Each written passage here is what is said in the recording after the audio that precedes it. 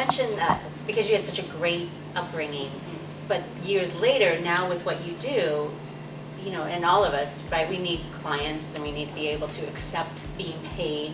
Right. And I think a lot of times as women, we have more difficulty around money.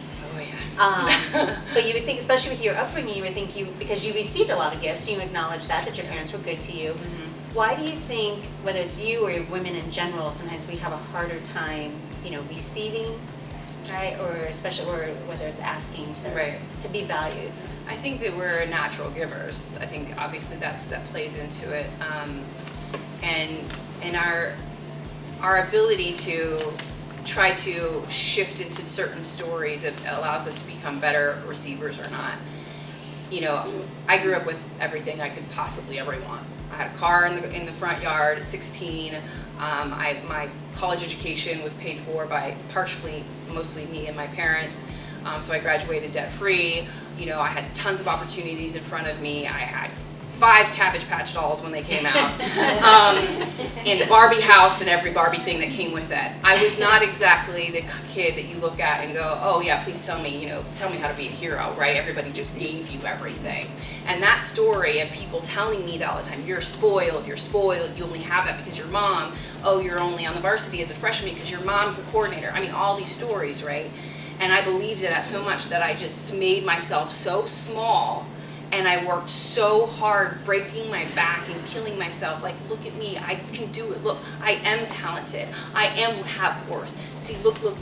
And then I didn't ask for what I deserved. I didn't ask for the money that I deserved.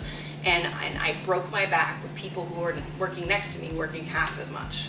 And I'm like, wait a minute here, this isn't working out so well. And I think it was just this, but it could equally be a different story with somebody having a really rough upbringing and not having anything. Mm-hmm. And having that same story. In general, I think feeling like we have to prove ourselves. It's a self-worth issue. I think ultimately it's a self-worth issue. And I see it with my clients all the time, that when we hand out ourselves, so many pieces of ourselves, especially as moms and wives and sisters and daughters, when we hand out so much of that worth to other people, it takes parts of us away. How did you fix that? I recognized that it was happening. I think that was the big thing that was really hard for me to recognize. I doubted it for a long time because I'm like, oh, I had a great upbringing. What am I talking about, right? Or I'm confident. I walk into a room and I can stop traffic, right? And I'm confident. I would always hid under this idea that I'm confident, so I don't have a self-worth issue. And then I sat at a table with another group of women a while back in a coaching kind of atmosphere, and all of them around the table were doing their money work, and they all were coming out, I'm going to make $60,000 a year, or $60,000 a month. I'm going to make, that's just a Freudian slip right there.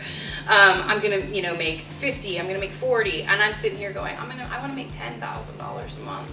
And I realized, oh my God, and I had done 80 times more work than any of those people at that table.